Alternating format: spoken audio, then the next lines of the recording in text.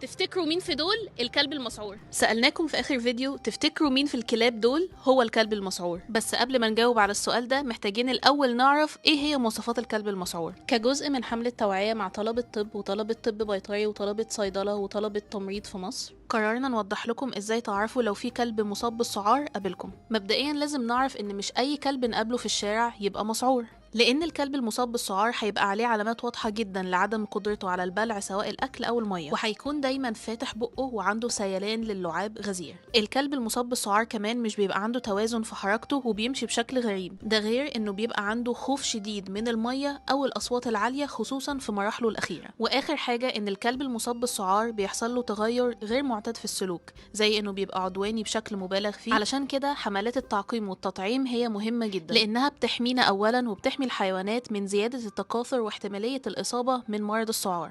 يعني لما تشوف كلب في الشارع بالعلامة دي في ودنه اطمن واعرف انه محصن من السعار ومتعقم للحد من التكاثر الزيادة في الشارع.